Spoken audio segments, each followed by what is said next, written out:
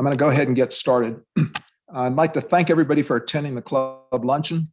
The goal of the club is to bring together all Democrats, from the most conservative to the most progressive, to celebrate our shared values, appreciate who we are, and to work together to put more Democrats in office.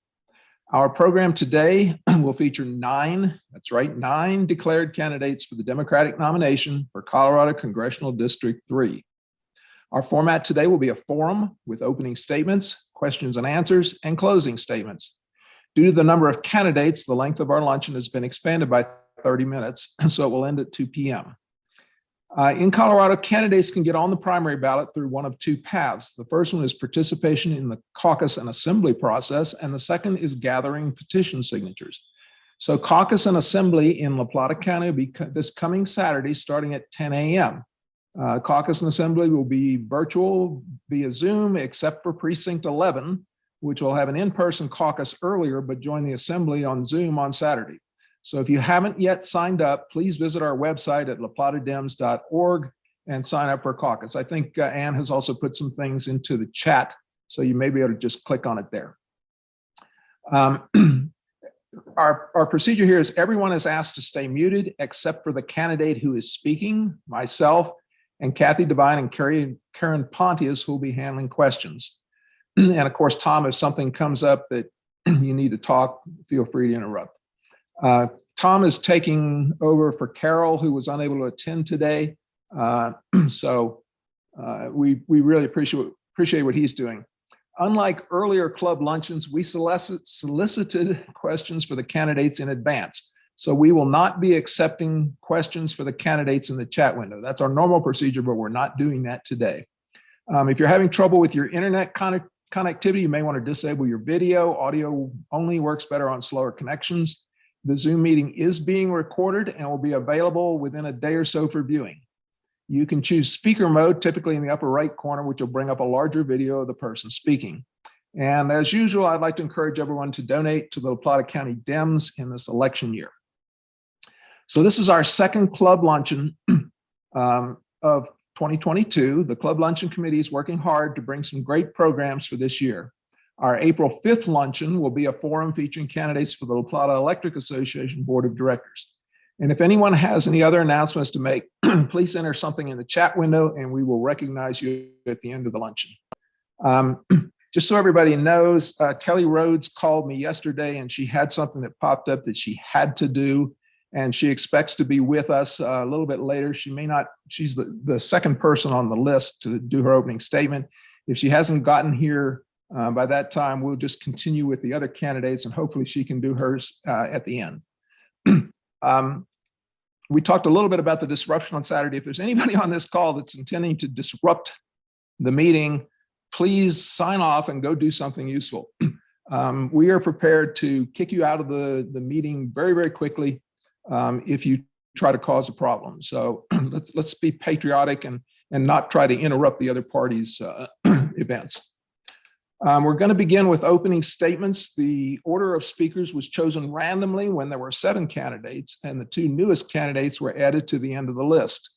So we will rotate through the speakers as we ask questions. So the person who's second in the opening statements will be first for the first question, and we'll continue that as we go along.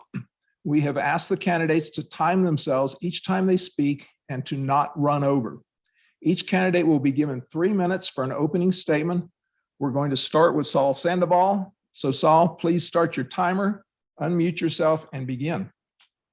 Thank you. Good afternoon. Buenas tardes. I'm Sol Sandoval, the daughter of courageous immigrants and lifelong Democrat. Thank you for joining us today.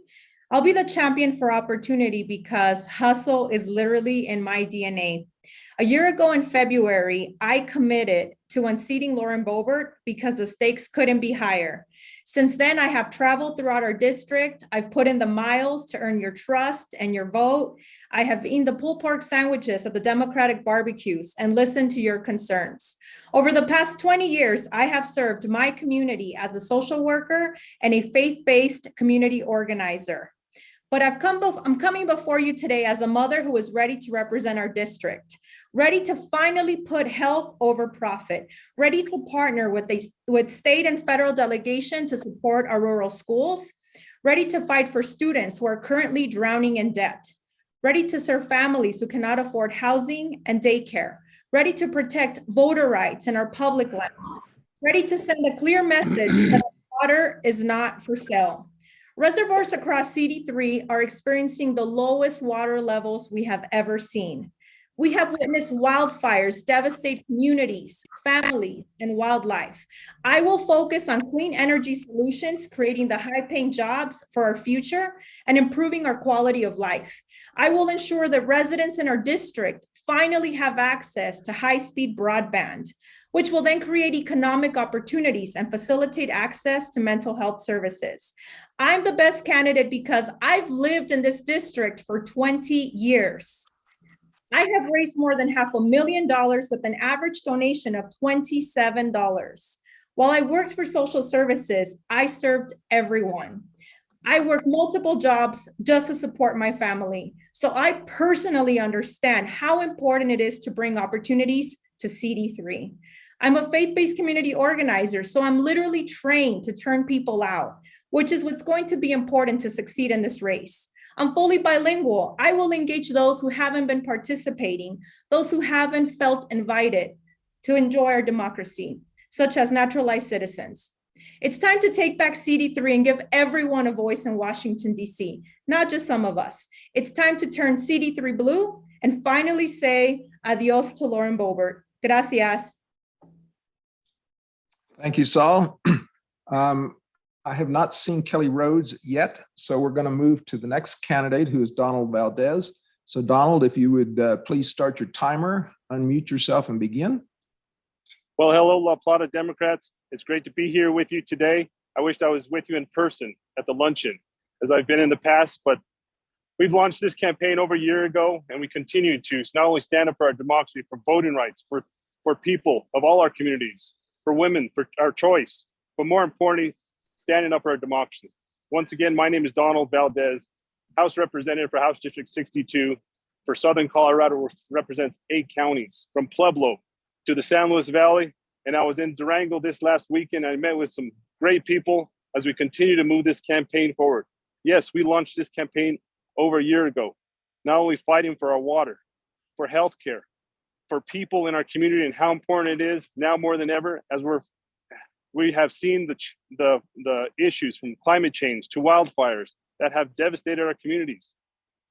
We need to continue not only monitoring our snowpack, but working to make sure we're funding water conservation projects on the ground for our farmers and ranchers who continue to make up the majority of this district, from educators to small business owners to those in the recreation outdoors.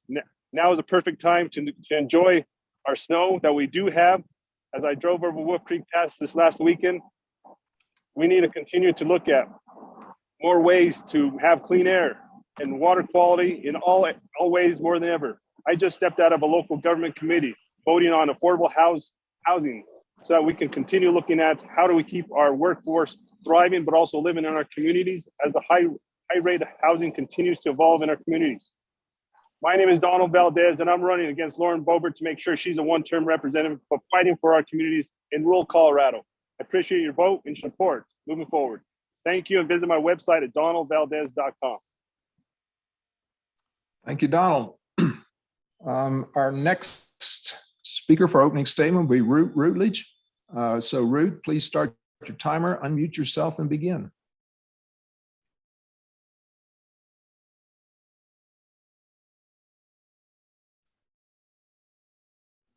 Okay, so I thought you had the muting there, so that's a little bit. So please start the timer again. Thank you. Okay, you're good. Hi, everybody. Rupert Leach, running for Congress. My website is rootforcitizencongressman.org. Recently updated, so please go on, take a peek, and read my letter there. I ran in 2018 and 2020, so y'all know me and you know what my offering is. I'm going to vote for the one candidate who hands down is the best able to reclaim Western Colorado for Democrats in the general election, and that is Debbie Burnett. We need someone who actually is the community she represents, not another political party politician, which Western Coloradans continue to reject. Like AOC in her district in New York, she is her district. She won and quickly became a leader for the people in her district.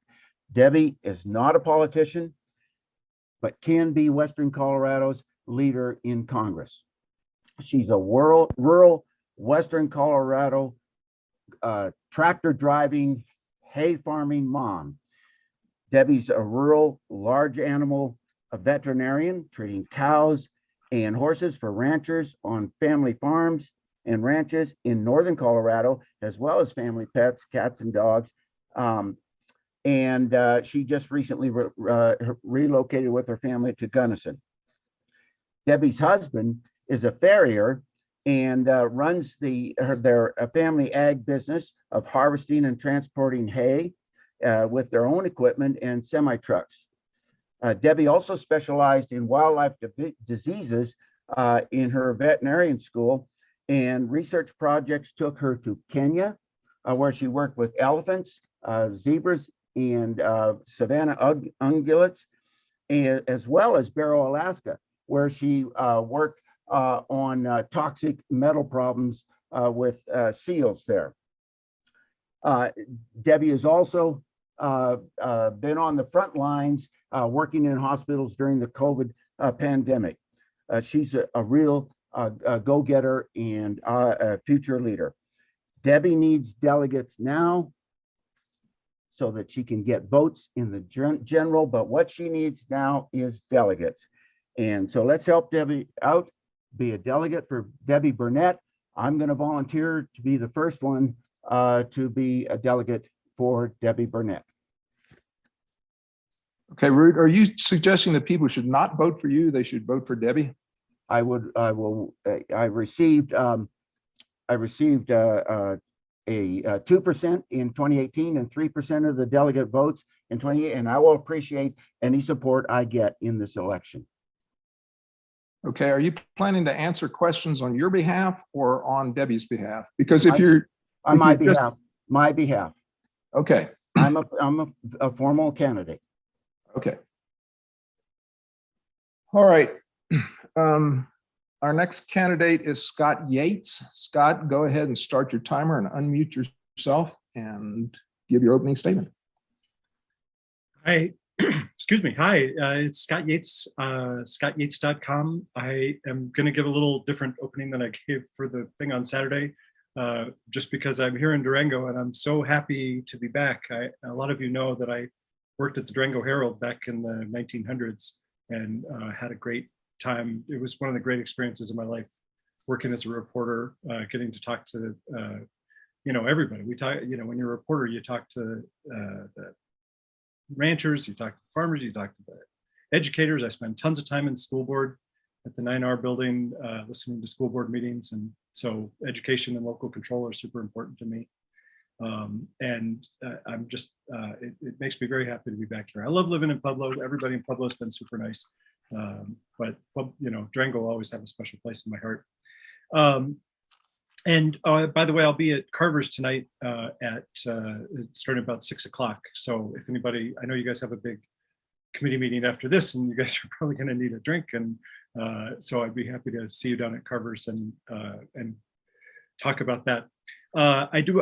So you probably know my main issue is fixing daylight saving time, or I call it my signature issue is fixing daylight saving time, which I know is not a traditional Democratic issue. But you may have seen yesterday, the Washington Post covered this issue and quoted me extensively and quoted the fact that I'm running against Representative Lauren Boebert. And it basically gave credence to the theory that I've had all along, which is this is a unifying kind of issue. The numbers on this issue are just phenomenal. It's so fun when I'm collecting petitions or when I'm talking to people on the street about daylight saving time, how often they give me a high five or they just say, yes, finally, somebody who's going to do something about this. So I understand it's not the most important issue in the world, but I like it as an issue because it's an example of something that we can fix, something that we can actually do something about. So much of the politics these days is so entrenched and so divisive and so hard that it really turns a lot of people off to politics. And so my goal is to try to bring people back into politics, give a little cover to the moderate Republicans and to the independents who are kind of conservative minded in this district, but would be okay with voting for something. And the for something is daylight saving time and then fixing a bunch of other stuff after that. I'm lifelong Coloradan, born in Glenwood Springs, used to live here obviously in Durango, grew up all over the state, and very happy and proud to be part of this race, and happy to talk to you more either at Carver's Tonight or scottyates.com. Thanks very much. Thank you, Scott. Our next candidate will be Colin Wilhelm. So Colin, if you'd start your timer and unmute and begin your opening statement. Thank you. Hello, Plata County Dems. My name is Colin Wilhelm, and I'm running for CD3. I live here in Glenwood Springs with my wife, 2 rescue dogs, and we're soon to be welcoming our first child into this world. Here we own a small business. My wife and I are attorneys. We own our own firm. My wife does immigration law and family law, and I practice minor criminal defense work. We've pretty much dedicated our lives and our careers to defending the Constitution, upholding the rights enshrined in it, and also giving back to our community. And I think that this is an opportunity for us to really give back and to serve our community and to give the community a second chance after Lauren Boebert. Second chances are important to us. It's what we do in our job. And it's actually what I received in life as a recovering alcoholic. And I want to take that experience, strength, and hope with me to DC and take care of some really important issues. Now, this race is about beating Lauren Boebert, but it's also about more than that. It's about who can beat the Republican nominee, whoever that is. And that's a path that we've carved out to victory in the general election. It includes reaching out to moderate Republicans, reaching out to some Trump Republicans that are willing to go along with somebody other than Lauren Boebert because they're fed up with her. It involves reaching that massive unaffiliated group and also working to protect and promote our democratic values that we hold dear in our party. A couple of things that I'm really focused on is protecting Colorado's waters. That means reopening the Colorado River Water Compact to make sure that downstream states and Colorado get their proper allotment. I want to work to improve economic opportunity throughout our district by diversifying our economies and bringing in good quality, high-paying jobs throughout the district, including in the environmental field, but also in many different types of industries. And we can do this by implementing tax rebates and incentives to bring small businesses and mom and pop shops back to our communities. So that way we keep that community feel, but don't lose the jobs that we have and bring in more jobs. Also, I want to invest in early childhood education across the board. Right now, we look at our nation and we don't have as much childcare as we need, especially in CD3. Part of that is because we try to keep a high level of poverty at an inflated level low. So what I want to do is raise the level of poverty level guidelines to allow more people to qualify for benefits for early childhood care. Also, we need to increase access to healthcare around the district, not just physical, but also mental health care. I know that mental health care is super important. As a recovering alcoholic who suffers from anxiety and depression, it's very important that we figure out ways to allow access to mental health care for people in our district, so that way they can continue to be productive members of our society. Those are just some of the things that I want to do. Check me out at wilhelmforcolorado.com, and I look forward to your support in the primary. Thank you. Thank you, Colin. Our next speaker will be Debbie Burnett. So Debbie, if you'll start your timer and unmute and give your opening statement. Hello, everyone. I am Dr. Debbie Burnett, and I am running to represent the most beautiful district in the entire country, Colorado's 3rd. You know, even in normal times, life here in Western and Southern Colorado is not for the faint of heart. It's not easy. But we live here not out of convenience, but for the connection to the land, connection to our way of life, and connection to each other. And we want to preserve that connection and pass it on. And so we'll do anything that we need to do to provide for our families, including working multiple jobs. Yes, I am a large animal veterinarian. I'm a physical therapist in a hospital, 2-legged patients. So I've been on the front lines of COVID the last couple of years. And I do drive a tractor for our hay baling business. Probably my most important job is that of mom. That's what we do in Colorado. We step up, we take care of things. We all do that. We all step up, but not Lauren Boebert. You know, she's really only interested in fighting for herself, not for the needs of our district. She'll fight for Fox News airtime, but not for our water rights. She'll raise millions of dollars for her campaign, but not for our district. And she will vote against our interests every single time if it increases her husband's paycheck. More and more independents and Republicans are finding out what you and I have known since the beginning, that she is only out to promote herself and not us. And there has never been a better time to take back this seat. We deserve a representative who listens to people in this, teachers, healthcare workers, farmers, ranchers, and understand at night. I understand. I'm running for Congress because I know we need to fix our broken healthcare system. I see it every single time I go to work at the hospital. I'm running because I know infrastructure must include rural broadband. Trying to homeschool Graceland during COVID, trying to access a telehealth medicine visit for her, my campaign team that spread across this district, been impossible. I know that we must tackle our climate crisis. One more bad year and our business is gone. I'm going to do across this district. Look, all of us up here are great candidates, and any one of us would be better than Lauren Boebert. So the question is, who can connect with those voters who are disillusioned with her? Who can create a coalition of rural and working class Democrats, Republicans, and even independents who have decided they're fed up with her antics? I'm not naive. I know this will be an uphill climb, but I am ready to step up and serve you in Congress. Thank you so much. Thank you, Debbie. Our next candidate is Adam Frisch. So Adam, please set your timer and unmute and give your opening statement.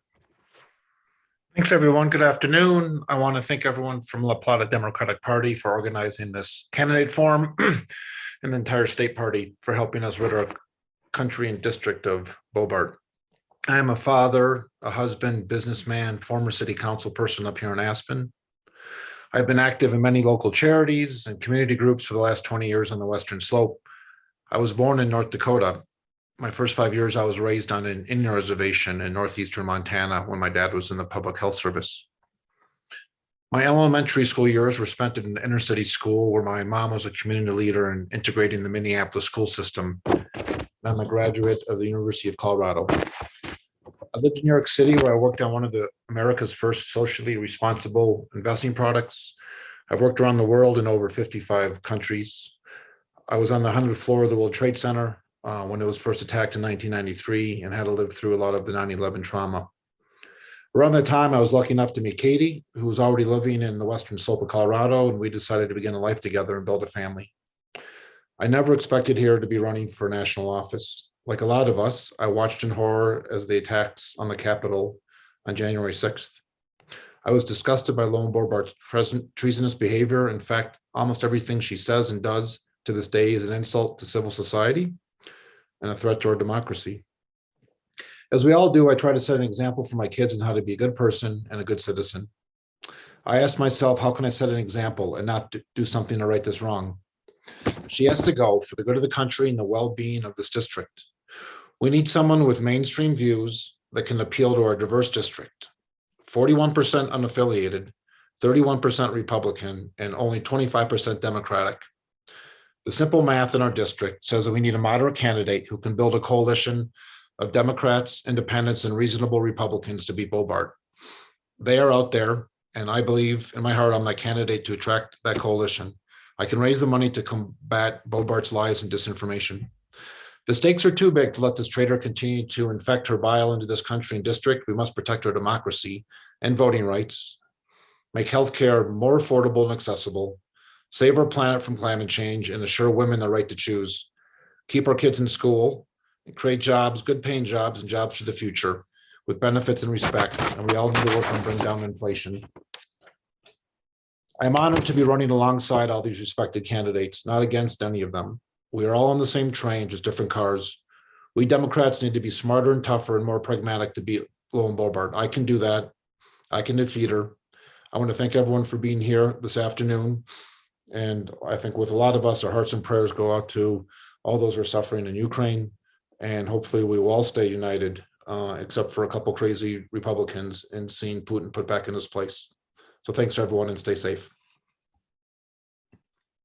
Thank you, Adam. Our next speaker is Alex Walker. Alex, go ahead, start your timer, unmute, and give us your opening statement. Thanks a lot. Hey everyone, I'm Alex Walker. You might have seen my launch video. Some of you loved it. Some of you absolutely hated it. Either way, good. Because our party needs to wake up. We are asleep at the wheel. We have to step up and play by the new rules of this game instead of sobbing over the old rule book.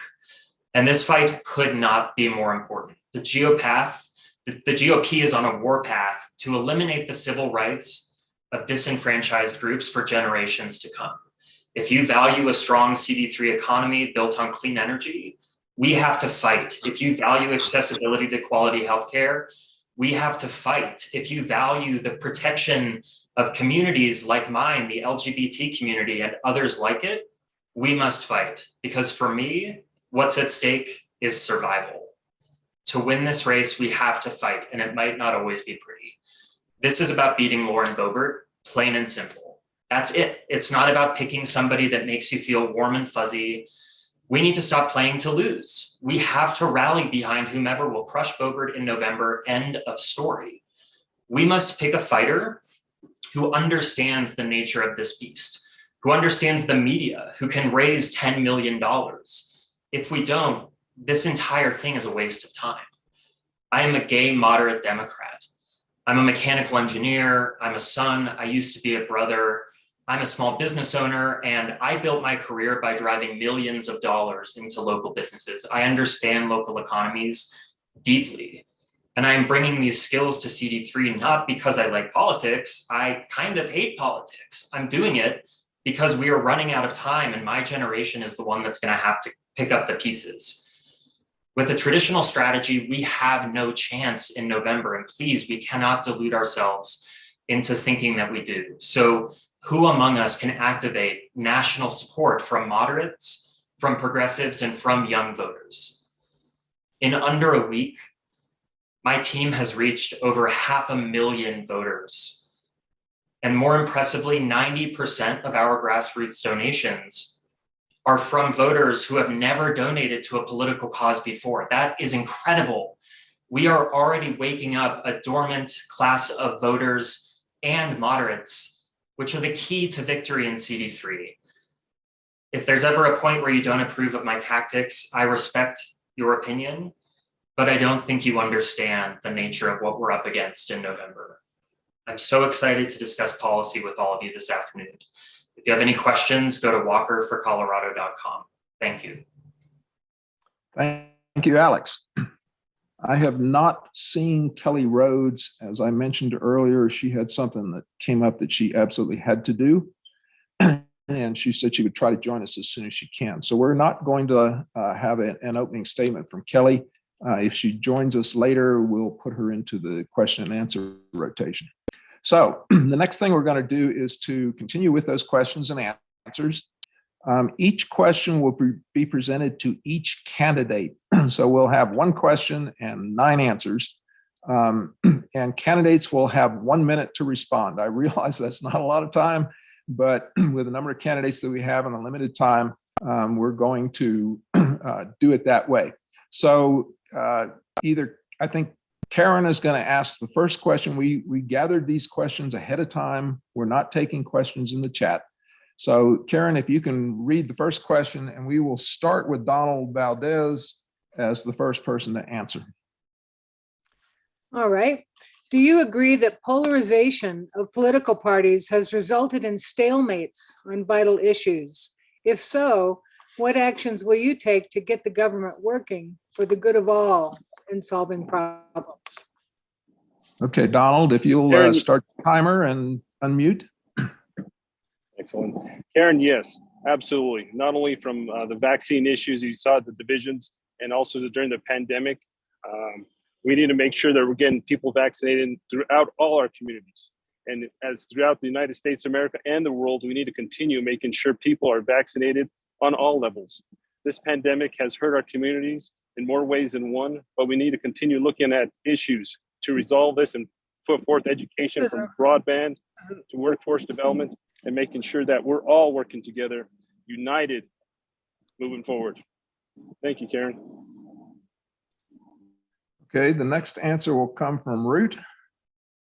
So please set your timer and unmute and answer the question. Thank you.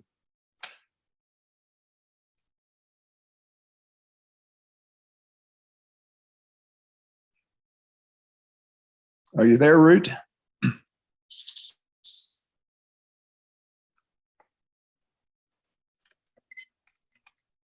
Okay, this muting thing, I'm expecting you to unmute me. So this division thing, we need to go to the source of that. The Democrats have been working hard to address issues, bringing forth good proposals for the people, and we are blocked throughout by right-wing Democrats as well as Republicans. What I would do is focus on the issues. We need to focus on our democracy, and we have policies and proposed for that. We need to focus on our population, healthy population, Medicare for all. We need to focus on climate, primarily through Citizens Climate Lobby, carbon fee and dividend, and we need to focus on a healthy economy, and that means rural, local economies in Western Colorado. Okay, thank you, Root. Scott, you're up next. Please set your timer and unmute. Hi, thanks for the question. It's the heart of why I'm running. I never thought I would imagine, I never imagined myself running for anything in my whole life. And when this opportunity came up, it's like, you know what, if I could be the kind of politician that I always wished that I had, that could just avoid the political fights and just talk about actually getting stuff done, the way to get through polarization is to get stuff done. And that's why, at the same time, it's a good one. Water is actually a good one. There's nothing that's partisan about water. It definitely unites Republicans and Democrats in Colorado. I wrote a book about water a while ago, so I understand how complicated it is, how we're not going to be able to come up with grandiose solutions. We have to come up with really nuanced solutions. But if we do the work and get the people together, and we can protect Colorado's water. So yes, absolutely.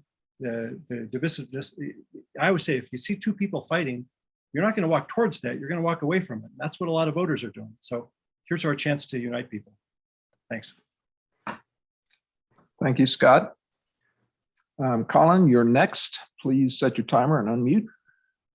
Thank you. Parties in this country have been the leader of polarization, but also the people on the ground have been polarizing by not discussing the issues, by saying we don't want to discuss topics of politics at the kitchen table, Thanksgiving dinner and Christmas. We need to have those conversations again on the ground. I spent the last 6 years running to build a bridge to unity, and that's what I've done in this district. We need a politician, somebody in Congress who's going to put the party behind the people, put the people in front, put the people of their district in front. It's the duty of a representative to vote the way the district wants. It's the duty of a representative to know what the district wants and to vote that way. And that's what I will take to Congress to get things passed and get jobs done. Thank you, Colin. Debbie, you're next. Please set your timer and unmute. I do agree. We need to get rid of polarization in our politics. But you know what? Republicans, Democrats, unaffiliated, we're really not that different. We want the same things. A good paying job that's going to keep the roof over our heads, food on our table, let us go to the doctor and afford a doctor's visit if we need to, send our kids to college and maybe put away enough for retirement that we're not climbing out of the Baylor tractor when we're 80 years old.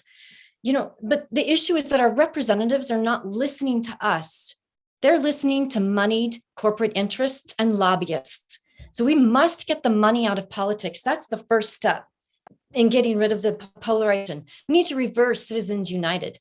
I'm not taking corporate money, and I'll fight to make sure that nobody else is either. Thank you, Debbie. I noticed that Karen dropped the question to the chat. So in case any of the candidates are not exactly remembering what the question was, it's in there. And I'll ask Kathy to do the same thing on the second one so that I realize that there's a fair amount of time here between the time the question is asked and some people get to answer it. So Adam, you're next. Please set your timer and unmute. Thanks, everyone. Great question. So thank you.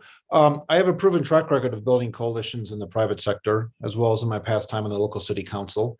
And I plan to take that right to the Problem Solvers Caucus, which is an evenly balanced bipartisan group in the House that got us the bipartisan infrastructure bill, which our current representative was too busy focused on her Twitter feed and voted against. And as others have said, there's a lot more for the vast majority of people in this country that are similar in what they want to work on. And I think the candidate, at least I plan on working on rural issues, not Democratic issues or Republican issues. There are enough issues that affect the vast majority of the people in our district that we can focus on those rural ones. And a temperament of even keeled and being a good listener is also going to be really important when we all get to DC. So thank you. Thank you, Adam. Alex, you're next. Please set your timer and unmute. Great. Polarization has been a part of politics since the country's inception. It's not new. What's new is our inability to compromise instead of creating stalemates. I grew up in a loving Republican home, and today I'm a queer moderate Democrat. I was raised on compromise. I will urge bipartisan solutions like reforestation instead of the Green New Deal, which most moderates disagree with. I will urge affordable healthcare in our existing marketplace instead of Medicare for all, since 65% of Americans don't support that. And I will support responsible gun ownership, since 65% of the voters in our district own guns and would never vote for somebody who wants to melt them down. In short, polarization is not new. Inability to compromise is new, and I'm built for compromise. Thank you, Alex. Saul, please set your timer and unmute. Thank you. You know, the bottom line here is that we have got to work together, and it's time for us to put Colorado first. I have already started having conversations with Republicans. I've already met with Republican Senator Cleve Simpson, for example, because water is important to me. And I know that if I'm going to represent this district, I have to represent everyone. I have to work across party lines. And that's exactly why I'm running. You know, it's not for 15 minutes of fame. It's not to pick fights on the internet. It's because I understand my community. I have been the eyes and ears of my community as a social worker, as a community organizer, and I truly care. And we need someone who is in this for the right reasons, who understands. And that's why I'm doing this, to represent everyone. Thank you, Saul. So since Kelly's not, I haven't seen Kelly yet, we're going to go to the next question. Before we do that, I have to say, I fully expected that each of the candidates would try to run over. This is probably the shortest answers and things that I've seen from candidates in a long time. And I was a candidate one time. I know how hard it is to answer questions in 1 minute. But anyway, we really appreciate people being concise. So Kathy, if you would read the second question, I see you've already dropped it in the chat, but go ahead, and then we will have Ruth answer first. Okay, the question is, Russia has just invaded the Ukraine. Many analysts believe this is to be Moscow's first step toward reasserting its dominance over Eastern Europe. What should the US be doing in response? Thank you, Kathy. Just so everybody knows, the host cannot unmute anybody. You can see where that might be an issue if there was something going on you didn't want everybody on the call to hear, if the host could unmute people. So a while back, Zoom changed that so that only you can unmute yourself. So Ruth, go ahead, set your timer if you would, and give us an answer. Okay, thank you. I was ready to unmute this time. So I support the stability that President Biden has shown in the sanctions that are put in place, and his rejection of absurdities like a no-fly zone over top, which would be a real escalation there. So we need to keep a steady hand. The world is gathering around in support of Ukraine. It's a tragedy facing us with 40 miles worth of armored vehicles and everything heading toward the city. And I highly respect Zelensky, President Zelensky, for his stance and staying in the capital, regardless of what happened, and fighting for his people. So we need that support, and we need a steady hand to not escalate beyond where we are. We're at risk of nuclear war if we do. Okay, thank you, Root. Scott, you're next. Please set your timer and unmute. You know, as part of my, I started 3 businesses. After I was a reporter, I started 3 businesses, and then I started a nonprofit that was based on the idea of fighting misinformation. And as part of that, I got to actually go to Kiev a few years ago and saw the bravery of the people then. Like, I'm not surprised at how brave the people of Kiev are after you get to visit them and see how amazing that they are. I think the U.S. response has actually been pretty good. In hindsight, if we could have had them join NATO earlier, that would have been terrific. Right now, the approach that the Biden administration has taken to releasing this intelligence early, right away, and letting everybody know, I think that's thrown Putin off his game. But mostly, I think it's just inspiring for those of us who love democracy to see that people are willing to fight for it. And I think it's great to see. I think the American response overall has been really strong and pretty much accurate, pretty much right where it needs to be. I do think we should get out of the SWIFT code, cut Russia out of the SWIFT codes. Thank you. Thank you, Scott. Colin, you're next. Please set your timer and unmute. Thank you. I agree that President Biden has done a very good job at this point in time. And the people of Kyiv and Ukraine deserve tremendous respect and tremendous admiration for how they've been standing up. It is true that Putin wants to reassert his dominance over Eastern Europe, and that's something that we need to tackle head on.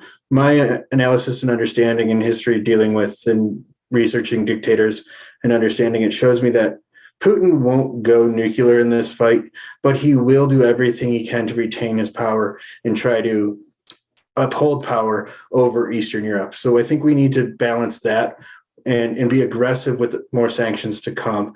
I think that we can continue on that path, and I would urge the EU to issue emergency membership for Ukraine to the EU to allow them to give direct support and aid. Okay, thank you, Colin.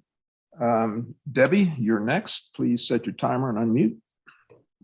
As the others have said, the Biden administration has done an excellent job thus far in handling this crisis, and I fully support President Biden and the administration's efforts. Truly, the stories coming out of Ukraine, the actions of, ordinary Ukrainian citizens, just like you and I, have been unbelievably brave and inspiring, unlike anything I've seen in a very long time. And we could probably learn a thing or two from them about defending our country from tyranny, which is why all of us are here running for this seat to make sure that we are restoring our democracy. Thank you, Debbie. Adam, you're next. Please set your timer and unmute. Thank you. I think this will be Putin's second time trying to pull an 18th century land invasion, his first and last. While it is truly heartbreaking to see the destruction he's bringing on the Ukrainian people, it is becoming obviously he completely underestimated the global coordinated response for the first time ever. We're seeing true pressure from the business community, including the oil industry, which is dropping contracts left and right. Switzerland and London, who have been safe harbors for Putin and his cronies for years, have finally started to kick everyone out. And so, yeah, hats off to Biden. And I would have to say to the intelligence community, who actually was calling, sadly, and warning a lot of people in the world that this was on the radar and imminent, and a lot of other people downplayed that Putin would be dumb enough to do it. And Putin is dumb enough to do it. And so my hat goes off to, again, the intelligence community and Putin and his advisors and bringing together a global coordinated effort to put Putin back in his place. Thank you, Adam. Alex, you're next. Please set your timer and unmute. Thank you. Despotism and tyranny abroad are directly connected to our elections. Trump, Boebert, Marjorie Taylor Greene, and their followers embolden despots across the world to eradicate communities. So first, we have to elect moderate representation because Congress is the one body which has the power to start and fund wars. A hateful Congress begets hateful foreign policy. Second, we must work with NATO and the EU to strengthen their Eastern European bloc so that we can reduce military response times and expedite aid and infrastructure in times of need. Third, we have to humanize our immigration policies to accept larger numbers of refugees from territories like the Ukraine. And finally, we have to continue to fight the effects of misinformation. Thank you, Alex. Saul, you're next. Please set your timer and unmute. Thank you. First and foremost, I want to lift in prayer all of the people that are being impacted by this. It is extremely just heartbreaking to see what's happening. So as Americans, we stand with those who stand with us, right? And so we support NATO, we support our allies, just as we have agreed to. I feel that we're doing a great job, and we have got to just trust that the intelligence that our leaders have access to, of course, is not the same as what we're watching on the news, and that they're taking every step to make sure that, we're putting democracy first. The people of Ukraine want the same thing that we have here. They want to enjoy having a voice, and they want to enjoy living in a place where they can have a democracy. And so, my heart goes out to them, and I believe everything we're doing so far, sanctioning them, everything's going in the right direction. Okay, thank you, Saul. Donald, you're next. Please set your timer and unmute. Well, thank you. First, we need to get rid of Bobert. And second, I stand with the Biden administration, not only cutting off sanctions to Russia, but also making sure that we're helping Ukraine and standing up for Ukraine. Once again, my heart is out with the Ukrainians right now as they're fighting for their lives in their country. We need to not only look at how do we continue getting resources to them, as I stand and working with Governor Polis, not only cutting off sanctions here in Colorado, but around the world. With that, we need to get Ukraine into NATO and working with our allies in support of Ukrainian right now. So my heart and my prayers are out with the Ukrainians. Thank you. Thank you, Donald. Looking at my sheet here where I'm checking things off, I think I skipped a column. Did we miss anybody? Was there anybody who wasn't allowed to answer this question? Okay. Karen, do you have the next question? Yes, to carry Congressional District 3, a Democrat has to carry the largest urban area, which is Pueblo. What is your strategy to build a strong following there, especially among working class people who no longer support Democratic candidates? Okay, we're going to start with Scott. Please set your timer and unmute.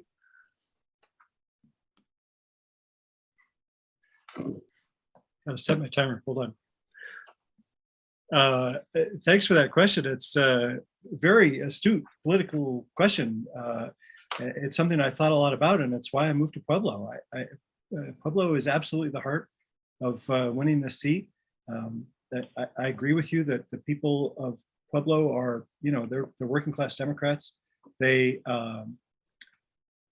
in some ways, a Pueblo Democrat has more in common with a Grand Junction Republican than he or she does with a ski area Democrat. So that's why I thought Pueblo is the key to this thing. And so that's why I moved there. And I got to tell you, the reception has just been fantastic. Everybody in Pueblo is very glad to have me. I love living there. I live on Quincy Street in Mesa Junction. My office is right down from the train depot. And everybody to a person in Pueblo has said, I'm just glad you're moving here. They've asked if I am going to stay if I win. And at first I would say, well, no, I'm going to be moving to Washington because that's the job, but I'll be coming back to Pueblo all the time. But no, my wife and I love it. We plan on staying there. So Pueblo is absolutely the key. So great question. Okay, thank you, Scott. Colin, your turn. Please set your timer and unmute. Well, Pueblo is very, very important to this race, as are numerous counties throughout this district. What we saw with Diane in 2020 was that she won by 500 votes in Pueblo County. We know that there's 15,000 registered Democrats above registered Republicans in that county. So we need to figure out a way to access that. And we've put in place our own ground game down there. We're implementing it from the ground up, not going with what the party had and what Diane had in 2020, because that was proven to not turn out the numbers needed. We believe that we can effectively do it through our own ground game and through our own people down there. And so that's what we've been implementing over the past year, and that's what we're intending to activate come election time. Thank you, Colin. Debbie, please set your timer and unmute. We must win with working class voters and marginalized communities. And that means on the ground messaging with the right message. That message is that we're trying to make life better for everyday families like yours, like mine, just trying to survive, right? None of us are thriving. And that's what we're trying to do. You know, what has Boebert done for them? What has Representative Boebert done? Nothing. We need to address healthcare, infrastructure, childcare, education. Those are the issues that we need to be talking about. That's the message. Like I said before, we are all basically, we wear red or we wear blue, or sometimes people wear purple in the middle, but we care about the same things. Good job to make sure we can provide for our families, send our kids to college, and maybe have something left over for retirement for ourselves. That's the message we're taking to those communities. Thank you, Debbie. Adam, you're next. Please set your timer and unmute. Thanks, everyone. Yeah, from Pueblo to Mineral to Otero to Mesa, I think one of the problems that the Democratic Party has run into is that the national voice is outswaying the local representatives that have been spending time there. And the national voice from the Democratic Party is so urban-centric that it has completely lost the ability to have conversations with people in rural America. And while Pueblo might be a big city in our district and a very important one, it's certainly not the only big one, but it's actually not even that big in the grand scheme of things. To me, it's more of like a large rural district with large rural feelings and the small time community and how close-knit the community is. And again, the voices that's coming out of a very urban-centric Democratic Party is not being helpful. We need to find mainstream moderate candidates that are going to focus on rural issues and not worry about what might be coming out of a national press release about the issues that are important to much bigger cities. Biden won 17% of the counties in the country, and we need to do a lot better job than just 20 very big cities. Okay, thank you, Adam. Remind everybody, please watch your timer. Alex, you're next. Please set your timer and unmute. Thank you. Pueblo has Colorado's largest concentration of disenfranchised communities who are chronically underrepresented in federal legislation. One of the ways we can protect Pueblo residents and others like them is by keeping housing affordable, preventing tech influx from overtaking housing in urban areas like Pueblo, raising the minimum wage because 15% of Pueblo residents make that minimum wage, and reinstating federal assistance for affordable working class housing, both in Pueblo and across the state. And then second, we have to continue to work to protect civil liberties. Yesterday's failure of the Women's Health Protections Act demonstrates that what we're fighting for here are protections for disenfranchised communities, including communities of color. Pueblo may be a good example of a community full of folks who are historically underrepresented and disenfranchised, but there are folks like that all across our state. Thank you, Alex. Saul, you're next. Please set your timer and unmute. Great question. So how do we strategize to get Pueblo on board? Yo soy Pueblo. I am Pueblo. I'm a Chicana. I'm a member of this community. My children are Pueblo. They attend District 60. I am the marginalized community that we're talking about. I am the union worker that we're describing. My parents are union workers. So I am the working class, and that's how I'm going to get Pueblo on board. Okay, thank you, Saul. Next, Donald, please set your timer and unmute. Thank you. And as the only elected official in this race who has won in a rural community from Pueblo to the San Luis Valley, who continues to reach out in more areas for rural issues from Durango to Mesa County and everywhere between on the western slope, we need to continue fighting for people. I know Pueblo. I love the home heroes, but also we need to continue making sure that every community has a voice in rural Colorado, from issues from healthcare to water, to housing, to workforce, to innovation, and making sure education is at the top of our list as we move forward. because we need to fight for the next generation now more than ever, and looking how we can repay those student loans for those students who are going to school right now. So with that, let's go CD3 and let's go Congress. But first of all, we need to get Bobert out of office. I think we would all agree with that, Donald. Thank you very much. Root, you're up, and please set your timer and unmute. Thank you very much. I relate a lot to the folks in Pueblo. It's a union town. It's a working class family town. And I was a UAW assembly line mechanic in the 1960s building Kenworth trucks. So I appreciate unions. What I would do in Congress is I would fight first for the PRO Act and to get that passed. And we see a wave of union increasing now, Walmart and Starbucks and so forth. But the thing with the miners down in Georgia that have been on strike, the hardest thing for them has been their medical care.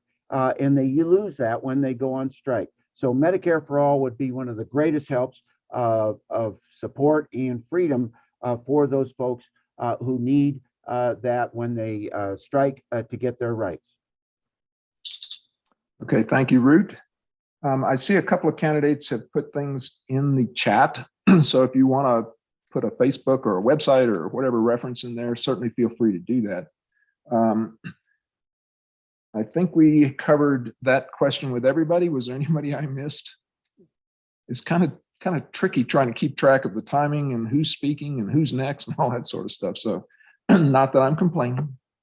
Great job. Thank you. Kathy, I think you have the next question. Yes, I do. Okay, here we go. What do you think needs to be done, if anything, to quickly address climate change? Okay, the first candidate will be Colin. So please set your timer and unmute. Thank you. That's a wonderful question. We need to, as we're going back into the Paris Accords, we need to make sure that we direct as much energy into keeping our environment as clean and as pure as possible. We need to remove the title of Green New Deal from the Green New Deal. It's 6 pages of job acts. It's not about forestry. It's not about the environment. It's about clean energy production jobs. We need to pass that. That will go a long way to making CD3 environmentally friendly and economically independent. Once we pass those, we need to also work to protect our water. And in Colorado, being the headwater district for 3 of the largest rivers, we need to lead the fight to protecting fresh water and keep it out of corporate speculation. Okay, thank you, Colin. Debbie, you're next. Please set your timer and unmute. Our climate has changed. It is here now. It's not that it's coming. We have all the technology that we need to go forward. It's not going to be easy. It will be a hard road. We need to talk about water conservation. Just like everybody has mentioned, water is a huge issue throughout the western slope in southern Colorado. So we need to look at water conservation. We must look at our forest health. There's a variety of options and a variety of things that we could be doing there. But we also need to invest significant amount of resources in renewable energy.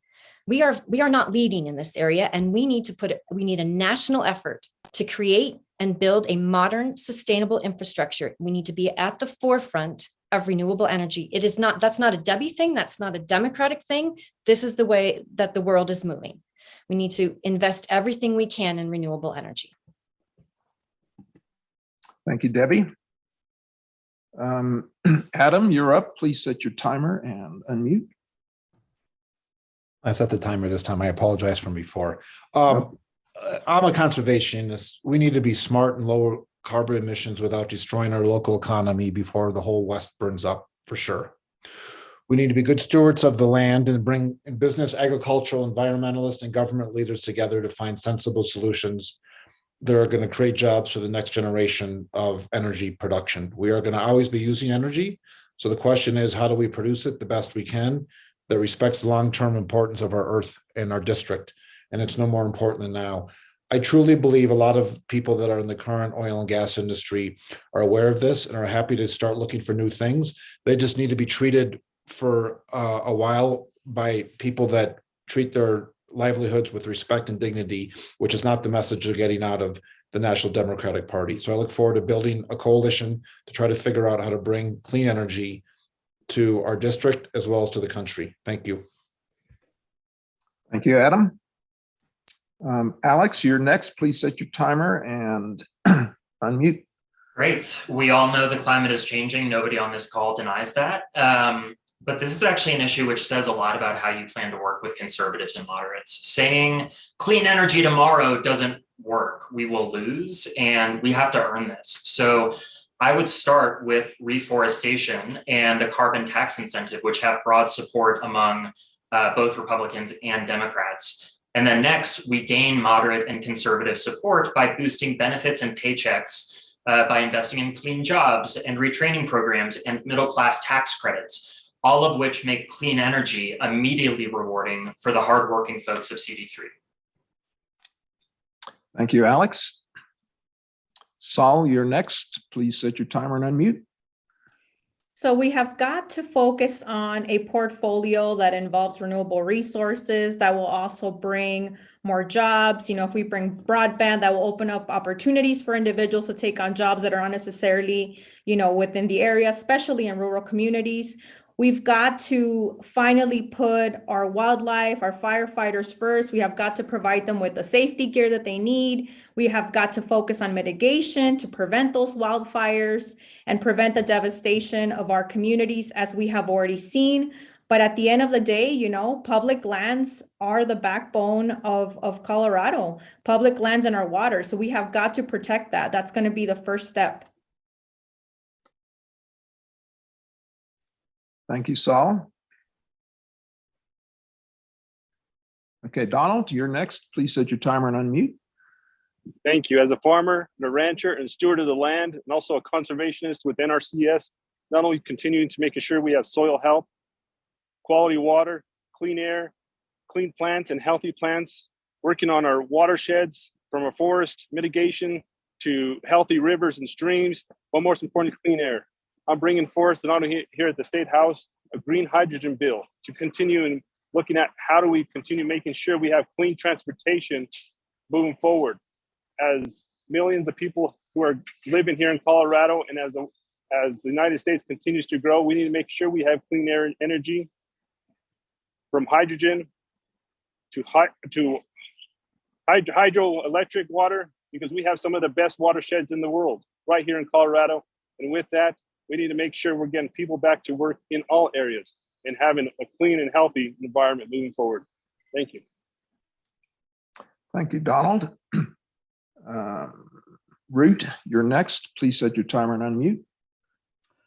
We need to first of all, get the right goal. We need to drive emissions to zero as soon as possible, and we need to not fall for false goals of net zero by 2050, which John Kerry has been pushing out there.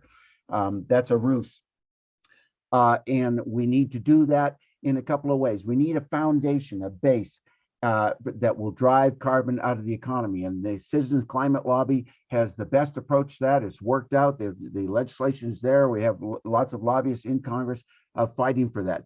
So that puts a cost on carbon, and it's a fee so that it gets returned for the people to help them with the increased cost in carbon products. We need to take away the supports that the fossil fuel industry has in terms of tax breaks and everything else they get that we're undergirding it right now. And and we need renewable energy and all that we can do there. Okay, thank you, Root. Scott, please set your timer and unmute. Thanks very much. I just put in the chat my official position on the any water extraction, not just the RWR, but any water extraction out of the upper San Luis Valley Basin. So we can talk about water all day long. In the forum on Saturday, I answered this in a kind of oblique way, and so I'm making up for it today a little bit by being slightly less oblique. I'm talking about civil service reform as an odd answer to how we're going to address climate change. This comes straight from Michael Lewis's book, The Fifth Risk. There are 4,000 presidential appointees And the process of getting 4,000 presidential appointees is so cumbersome that the hardworking people that work in all of our national parks, our national forests, all of the federal, all the BLM land that we have in this district, which is huge, huge wide swaths, national grassland, those guys are getting torn back and forth because of the vagaries of having presidential appointees coming and going so often. So that's what I mean by civil service reform. Give them some steady leadership and some long-term goals that they can meet. Thank you. Thank you, Scott. Did we miss anybody? Okay, Karen, I think you have the next question. Yeah, CD3 is home to the headwaters and watersheds of the Rio Grande. Wait a minute, did I type that? Yeah, I did. The Rio Grande, the Arkansas, and the Colorado rivers. What concrete steps will you take to protect these waters, particularly on the west slope? With apologies to San Luis Valley. Okay, our first candidate for this question is Debbie. So please set your timer and unmute. Absolutely. So many producers that I speak to across this district. One more year of this drought and our hay baling business will be no more. It's frustrating then for us here on the western slope to see people on the Front Range watering their great green lawns and washing cars every week. And we're just trying to produce the food that we all eat. Here in Gunnison, the Lower Gunnison Project is collaborating with producers, farmers and ranchers, water irrigation suppliers, and looking at different areas that we can improve, improving soil health, making irrigation systems more efficient so that our farmers and ranchers are actually doing more with less. And that's the way forward. We need to sink investment and resources in these sorts of projects.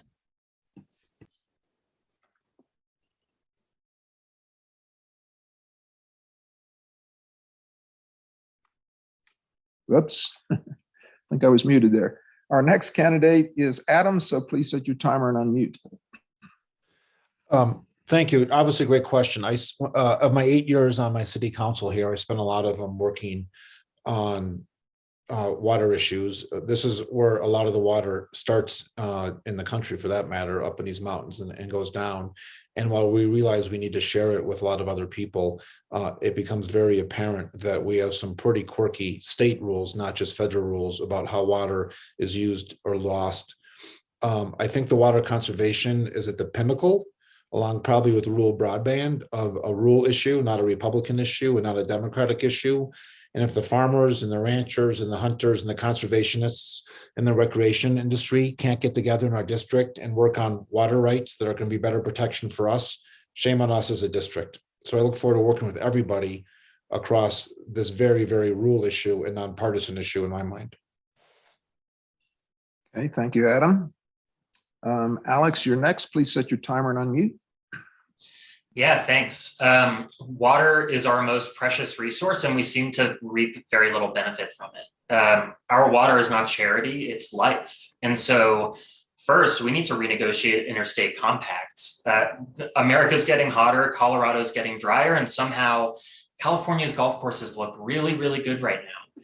And we need to foster a better understanding with other states why our water laws work this way. We're one of the only states that don't rely on riparian law for water distribution. We also need to recycle gray water for agriculture and commercial power. Water is a reusable resource when we harness it correctly. And finally, we have to protect what little we have. Senate Bill 181 protects communities from drilling outposts, except even today, there are drilling outposts being drilled down only 2,000 feet from our CD3 homes. This just shows our ideals are useless unless we have representatives who can defend them. Okay, thank you, Alex. Saul, you're next. Please set your timer and unmute. So the first thing is that we have got to get into this mindset of we have got to protect the water no matter where it is. Public lands and water should be preserved and protected as a legacy to our children. All the water originates from public land, so it is extremely important for us to work together. I plan to work across party lines to protect our water. I'm going to work with Senator Bennett and Hickenlooper to prevent the stealing of our water. It's time to put Colorado first and not allow Denver or any other state like California to come here and, give us again lip service. And it's such a common thing, right? Like every other year, someone else is in town wanting to steal our water. Okay, thank you, Saul. Donald, you're next. Please set your timer and unmute.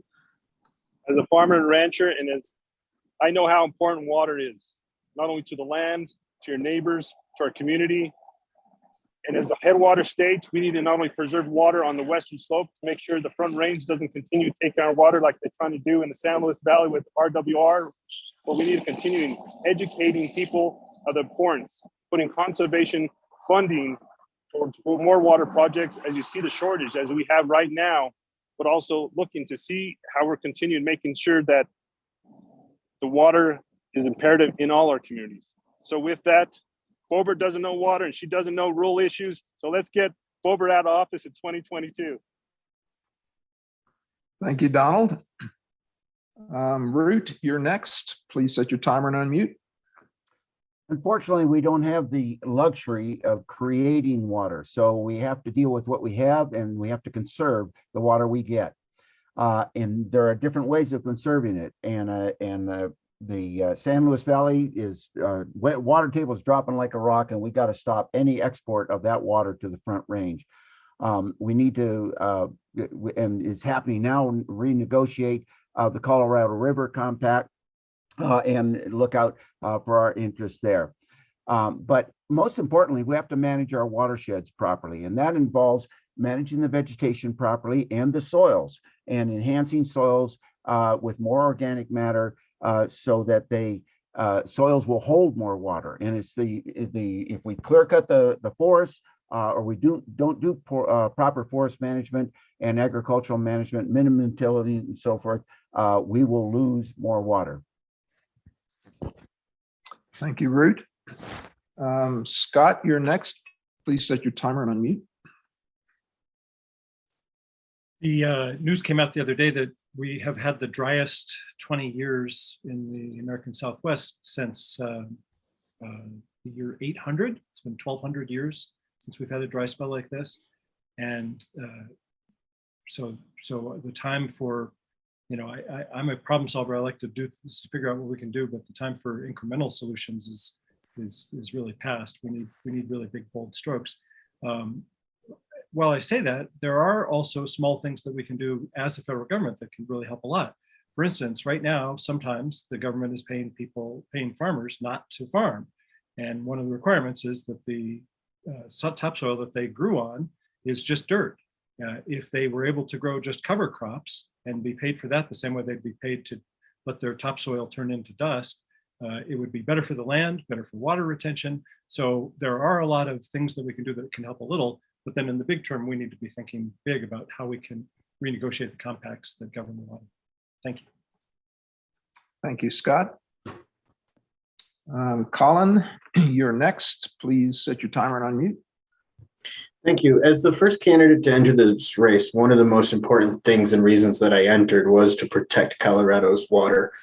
I've been spending the last 6 years, I worked on the Colorado Water Plan. I've been working with the Colorado River Water Conservation people to figure out the proper usage and proper allocation for the Colorado River. We need to reopen the Colorado River Water Compact using proper data to make sure that it flows down so every state gets their fair share. That will allow us to implement demand management with a tax rebate, which will then allow us to prevent corporate speculation for the Colorado River water.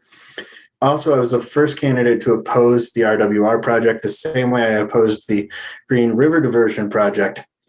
Those types of projects I will not be a fan of, and the people running them will not be a friend of mine.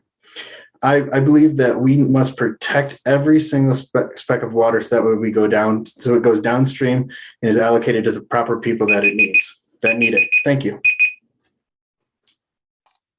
Thank you, Colin. Did we miss anybody on that question?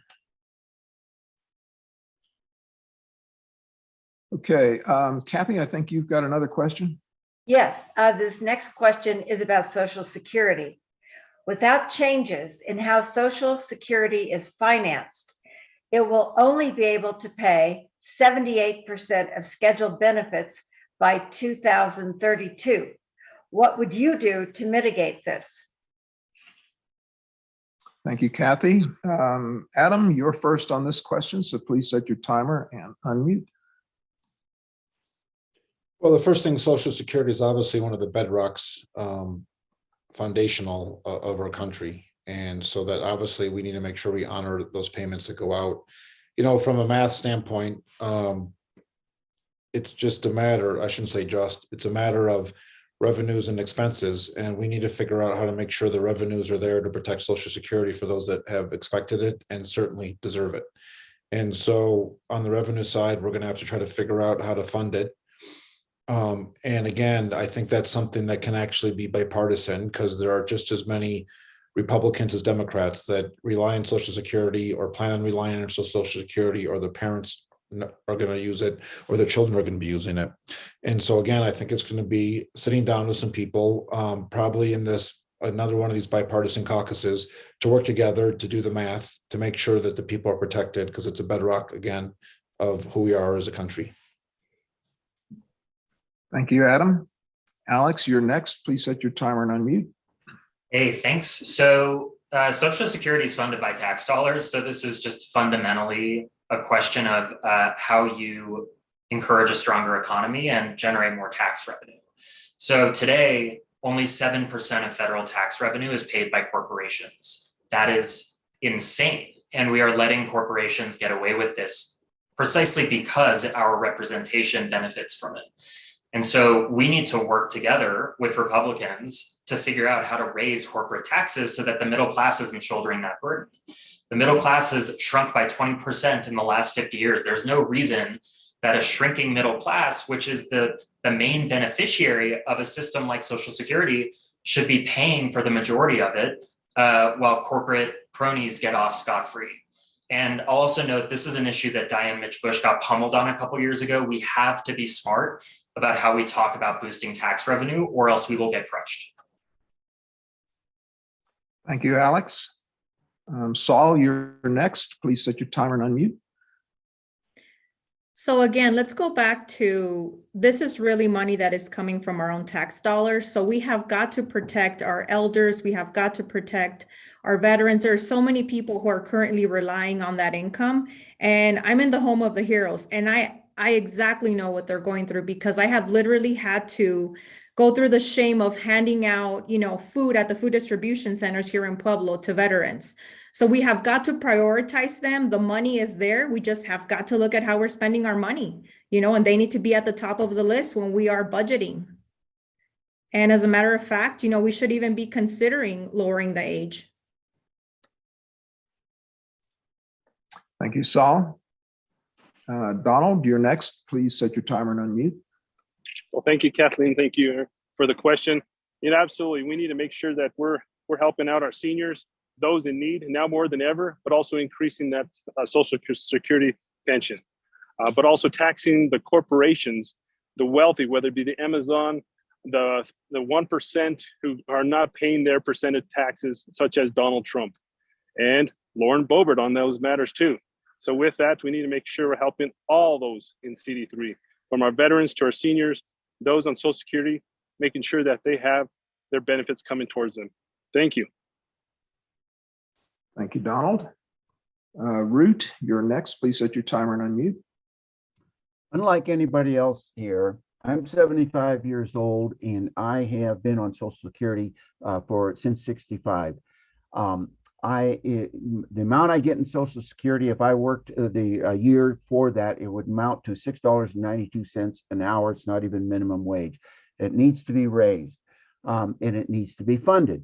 And one of the ways of doing that is removing the cap that we have on the pay and especially as we go into the rich people. It's capped off. I don't know what it is, $125,000 a year right now, and then you don't have to pay it anymore. We need to run that all the way to the top and make it progressive and pull more out of where the wealth is right now. I need SNAP benefits as well as low income energy assistance program, LEAP, just to make it.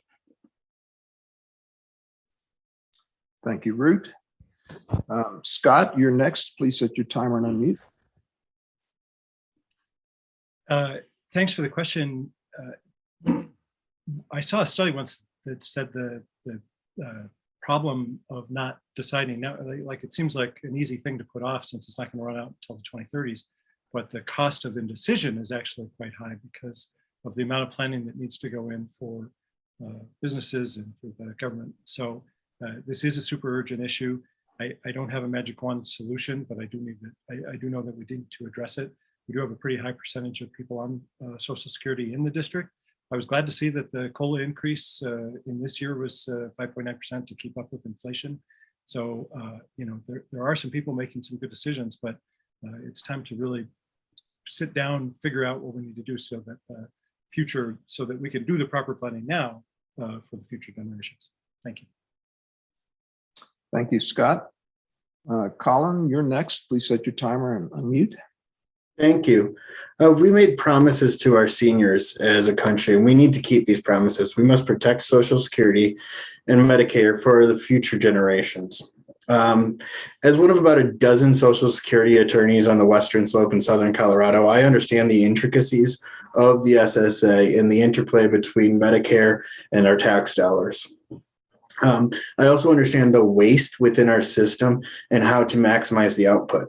There's some pragmatic solutions that we can take right now that don't just mean increasing taxes on the wealthy and on the 1%. While that might be a good thing to do, it's not as pragmatic as doing some things like allowing Medicare to renegotiate directly with RX companies, into ending tax giveaways that put these programs at risk. So by taking pragmatic solutions now, we can address these issues in the future to eliminate the waste within the program and move forward with proper funding for the next 20, 30, 40, 50 years.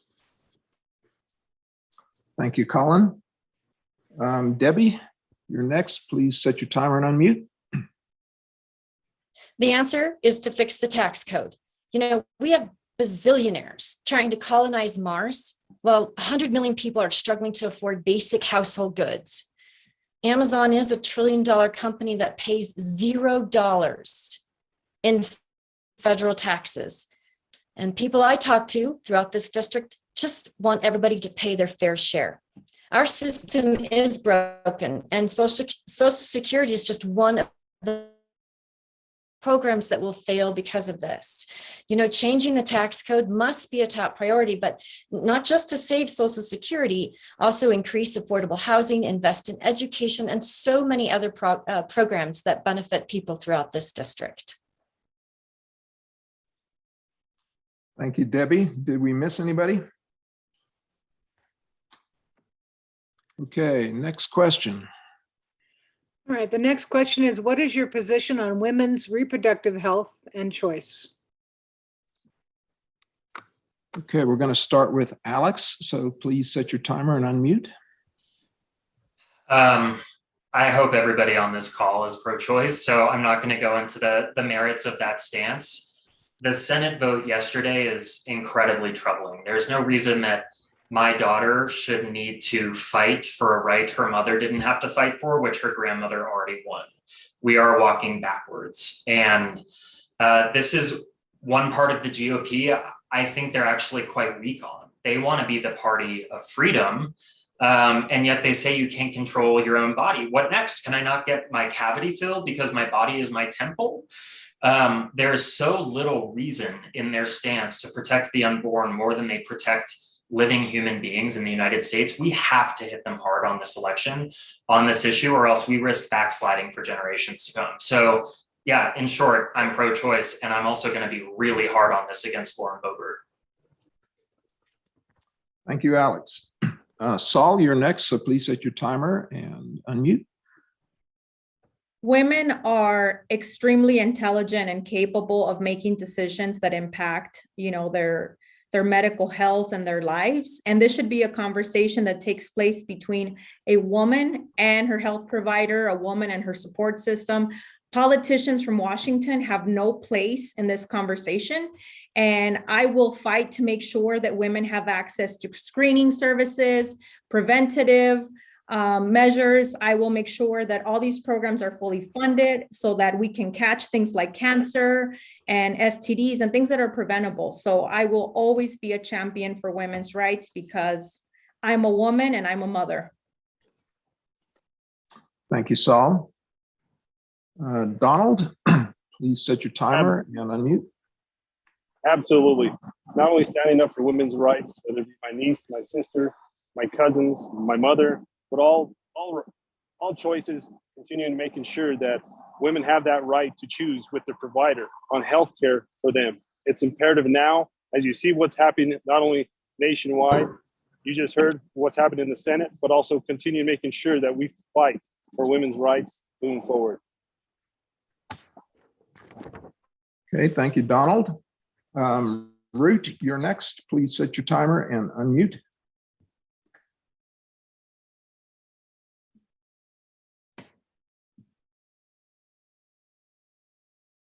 Are you there, Root?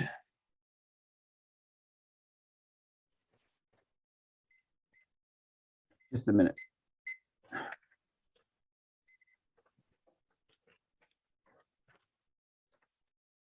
The photos of ships. You know, here we are.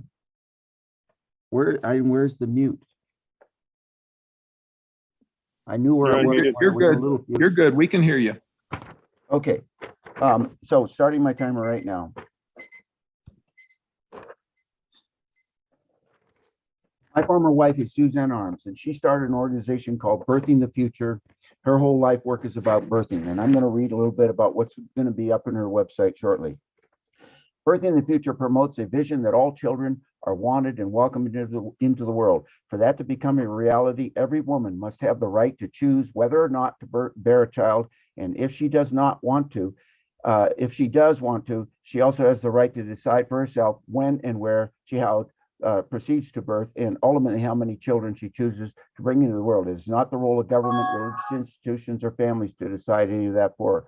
Being unwanted as a baby and child is the worst form of abuse with lifelong ramifications. Likewise, being forced to bear an unwanted child is a form of abuse against women, tantamount to slavery. Birthing the Future in Affirming Life promotes systems that provide access to sex education, free sex education, family planning, contraception, and abortion.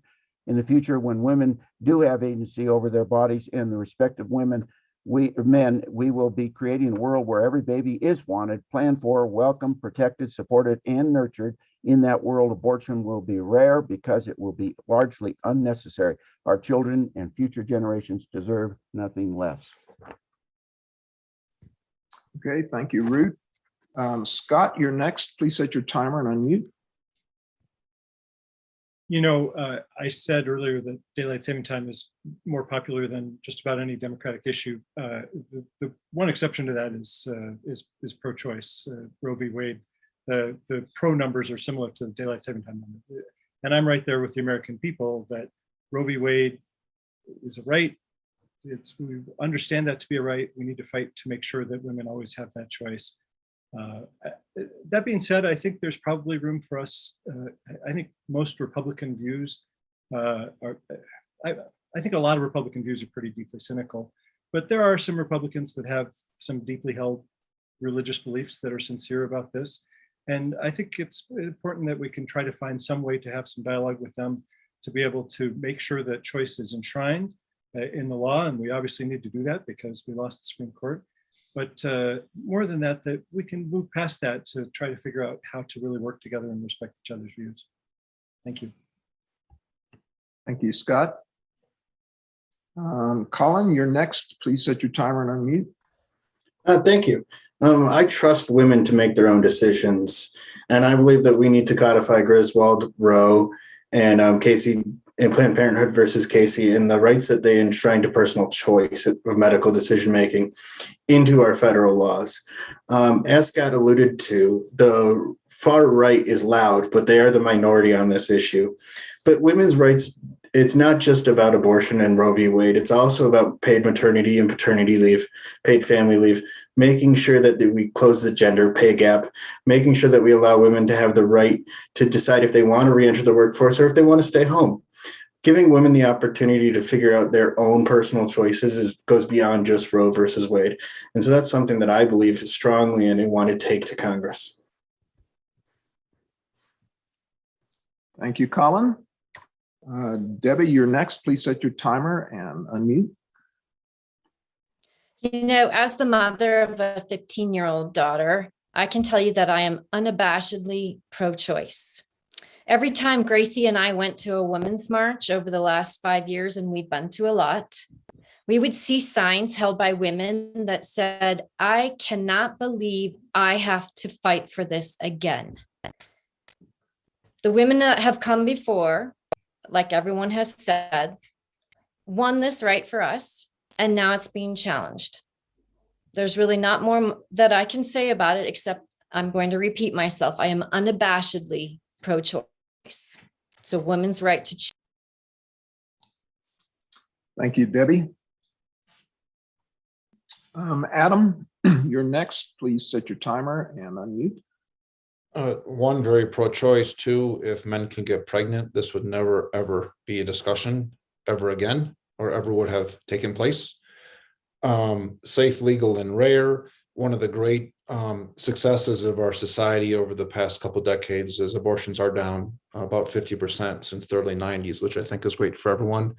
My father just retired about 5 years ago as an OBGYN, and the sake of our access in this country is that at age 75, he had to drive 2 hours to become the medical director and education director of the Planned Parenthood up in Phoenix. So we know this issue well as a family. We've had to deal with the bomb threats at the house and at the clinic over the years and everything. So I'm avidly pro-choice, and hopefully we can continue to see less abortions being provided, being happening, and making sure that the women and the doctor are the ones that make the decisions. Thank you.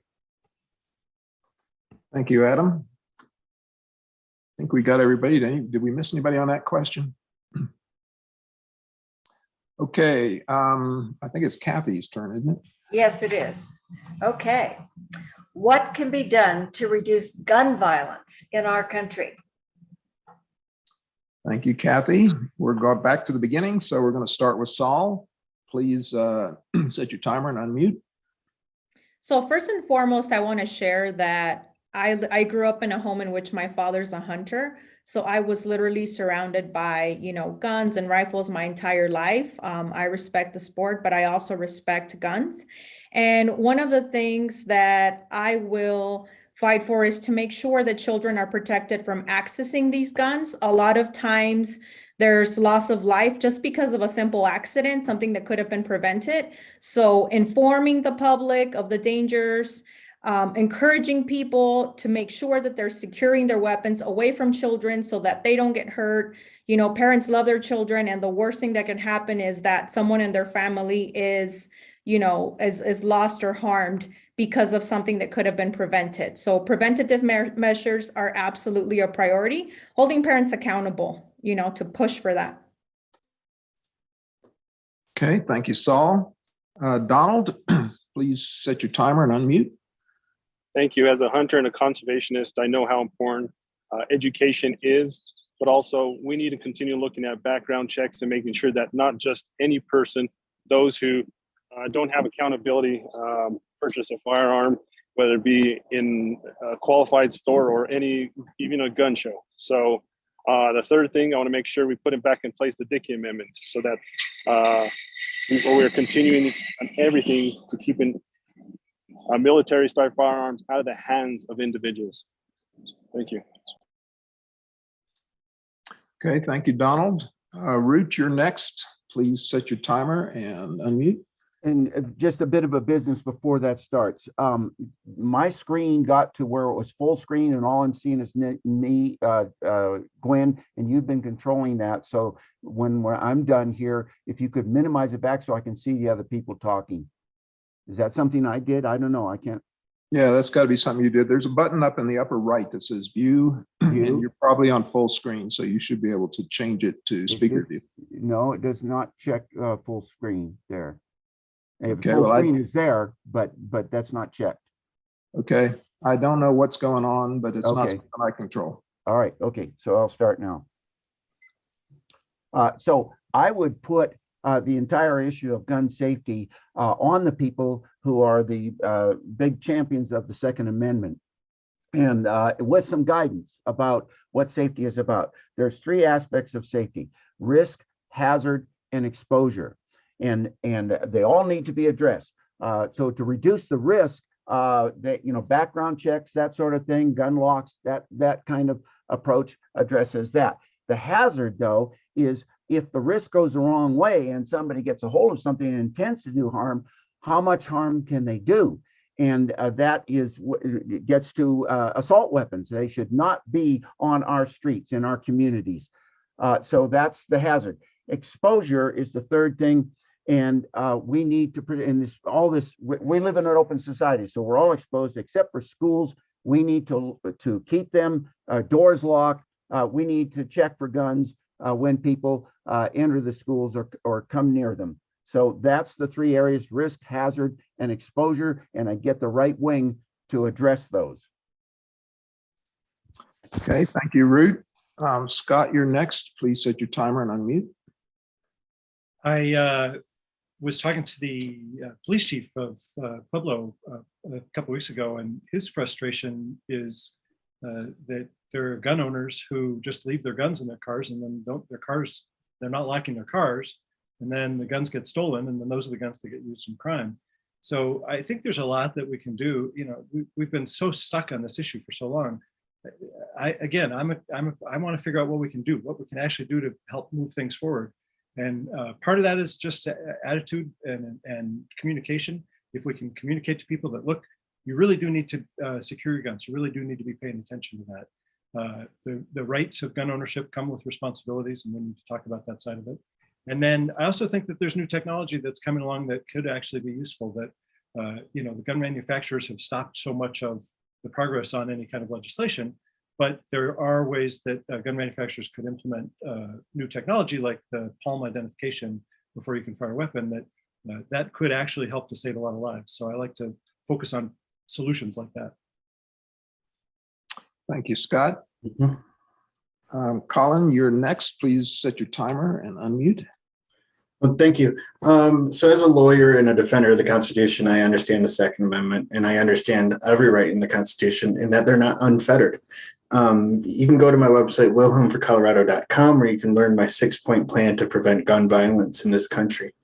One of the main things that I believe we need to do is implement a mental health background check, and across the board. We need a universal check in this country that covers every state, has a 3-day waiting period.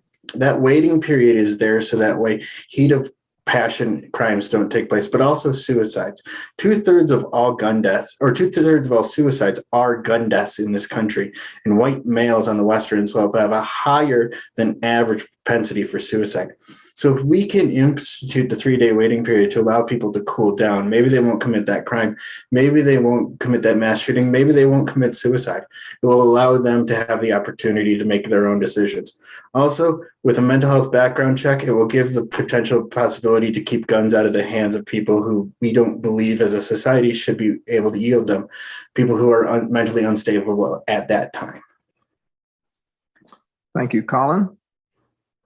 Debbie, you're next. Please set your timer and unmute. You know, I know exactly where I was standing when I got the news about Sandy Hook. Graceland was running around the clinic chasing the clinic cat, and I knelt down and grabbed her up on one of her passes, and I did not want to let her go. She was going to turn 6 years old a few days later. As a mother, I'm incredibly conflicted about this issue. You know, here in Western and Southern Colorado, guns are tools. They're like the shovel on the back of the truck or in my car. I have a gun. My husband has a gun. I've had to use it. And we need to have lots of conversations about responsible gun ownership. But for every minute that we are talking about guns, it's another minute that Representative Boebert does not have to defend her disastrous record on healthcare, infrastructure, and climate, and how it affects this district. Thank you, Debbie. Adam, you're next. Please set your timer and unmute. Yeah, thanks, everyone. I'm a big supporter of the Second Amendment. I also think when I look at Western Colorado and Southern Colorado and the issues we have here regarding gun violence, as Colin pointed out, a lot of it has to do with the sad case of mental health. And that's a whole nother discussion that needs to happen, and making sure that we get into rural healthcare access and affordability. When I think a lot of us think about the gun violence that makes a lot of the headlines, we look at some of the issues that affect more in the larger cities. And that goes back to a lot of the social economic issues that are going around that has to do with the unstable. Again, there's some mental health issues, and there's crime, and there's homelessness. And so I think we have to realize that, I think as Debbie said, the gun is a tool, and there's a lot of identity attached to that as well. And I think we need to realize gun ownership is increasing mostly with women and Latinos and the African-American community, because we're worried about our safety. And so we need to make sure that there are safe communities, and with safe communities, there are fewer people buying guns. And I think that's something that we can all support. Okay, thank you, Adam. Alex, you're next. Please set your timer and unmute. Thanks. 65% of CD3 voters own a gun. So saying you want to ban guns will lose you this election. To legislate, we must win. The line has to be, it is your constitutional right to own a gun, and that is not up for debate. But we can make firearm freedom massively safer for society at large in two ways: training and preventing terror. Training means requiring biannual licensing for gun owners and requiring learner's permits for minors. And preventing terror speaks to what Debbie was talking about. School threats have skyrocketed 997% in 10 years. This is a huge reason my partner and I have delayed having kids. We need strict sentencing for folks who even bring guns on school property. You don't have to kill kids to terrorize them. Meanwhile, we need to prevent the mentally infirm and those with criminal records, kind of like Lauren Boebert, from owning guns. That is an issue, a stance that has support on both sides. Maybe not the part about Lauren Boebert, but it's a great place to start when it comes to firearm regulation. Thank you, Alex. I'm going to take the moderator's prerogative here and just tell you a little short story. I met a man over in Mancos who had 8 and 9-year-old boys. And he told me he didn't store his guns safely because he trusted those boys. They had been trained not to do anything with guns. And I thought, man, I was an 8 and 9-year-old boy at one time. And, you know, kids like that do things that you just totally don't expect. So it's a problem of perception, I think, in a lot of ways. We are at the point where we have 13 minutes left. And so it's time for closing statements. So we're going to start with Donald. And Donald, please set your timer and unmute and give us your closing statement. Well, thank you, La Plata County Democrats. It's an honor to be with you as I'm here at the Gold Dome in Denver, but also I'll continue voicing for rural issues in rural Colorado, from the Western Slope to the San Luis Valley, to Pueblo, to Otero, Las Animas, and Huerfano counties as we continue to move forward for Congress. I appreciate your support in this caucus, as today starts to caucus with some of the counties in this district, but more importantly, continuing voicing for issues that matter most importantly to our community, from water to healthcare to education to infrastructure. I appreciate it. Thank you so much. Visit my website at donaldvaldez.com. Take care. Thank you, Donald. Root, you're next. Please set your timer and give us your closing statement. Thank you, Glenn. I became a candidate for Congress back in 2018. I was a national delegate for Bernie Sanders in 2016 to fight for my country and the future of my country. And so I wrote a book titled Strategic Vision for a Viable American Future. It's on my website. I didn't get started until about February of 2018 on the first trial run because I needed to have that finished. I went on to a full-blown campaign, got around to all 29 counties twice in 2020, and met all the wonderful folks out there in our 3rd district, Western and Southwestern Colorado. And so I'm in this campaign now, and I've rolled over, and my stuff's out there. If you look at my website, I have a letter that I wrote to all the voters of this district, and that's the update, and that went up Friday. So that's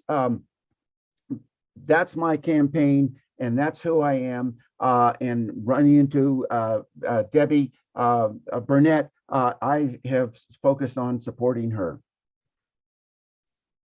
Okay, thank you, Root. Scott, you're next. Please set your timer and give us your closing statement. Thanks. Thanks very much to everybody in La Plata. This work that you do for the Democratic Party in the counties is thankless, but not from me. I thank you. And hopefully I get to thank you at Carver's tonight with the beer. Thanks to my friends, Richard J. and Dolores Cansky, who let me have their office, and I get to look out at the mountains through the camera anyway. My site is scottyates.com. The reaction that I've been getting just in these last couple of weeks has been just overwhelming. And so thank you to everybody who's been so nice. The donations really been great. We got a nice uptick in donations after the Washington Post story yesterday. I love the idea of solving problems, and solving this problem of being able to win the seat for the Democrats is a great one to solve. And I do think we have a solution here. So thank you very much. Thank you, Scott. Colin, you're next. So please set your timer and give us your closing statement.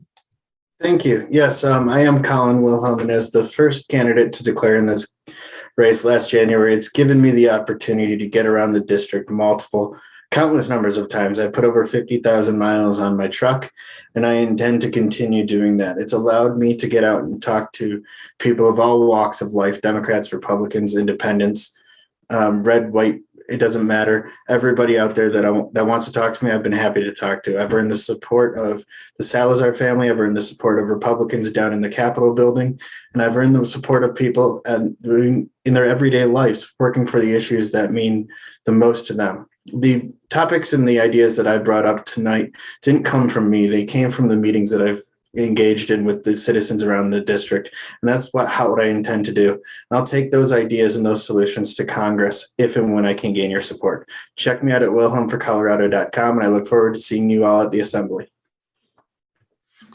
Thank you, Colin. Debbie, you're next. So please set your timer and give us your closing statement. Thank you so much, La Plata Dems, for this excellent forum. I think we have a great slate of candidates to take on Boebert in the fall. And I think that's indicative of our party. Honestly, there has been a better time to flip this seat blue. We have the best candidates. We have the best ideas. We have a motivated and involved base that's been working on this for months now, getting organized on the ground. I am confident that we can flip this seat and get CD3, the most beautiful district in the entire country. I am confident that we can get us the representation that we need and that we deserve. Thank you again for your time. Check out our website. It is burnettforcolorado.com, and that is Burnett with 2 T's. Thanks, you guys. Thank you, Debbie. Adam, you're next. So please set your timer and give us your closing statement. Thank you, Chair Unger and La Plata Dems, for hosting us, and to my fellow candidates for participating in another great conversation. I would love to earn everyone's vote and support Adam for Colorado.com. On a public service announcements for all of us, I think we need to continue to let people know that this is a winnable seat, and it's because of Boebert is in it that we have a chance to flip it. The fact that she has 2 primary people running, that is not the sign of a popular candidate. I'm hearing this all over, not just up in the upper part of Pickens County, but all over the state, that there's a little depression going on right now about the state of us. And so I just think we need to let people know that a coalition is what's going to need to be taken. And there is a growing amount of disenfranchised prior voters of hers that we all need to latch on to. So whether it's me, which I would prefer, or anyone else, just make sure we're voting for someone that can build that coalition to take back this district. And it can be done. And we need to take advantage of the person that holds that office right now and is not focused in our district. Healthy wishes to everyone for a great day ahead. Thank you, Adam. Alex, you're up. Please set your timer and give us your closing statement. Thank you. I'm so grateful to be a part of this party, and it's clear from today's forum, we all want the same thing. We want great representation and a vibrant CD3 economy. As we march towards that goal, we can't forget that our ideals are worthless without victory. To legislate, we have to win, and winning will require everything we have. It will require more than great policy. It will require a strategy which ruffles a few feathers and proudly proclaims, you cannot do this, and we will fight back. Maybe it's not pretty, but it is vital.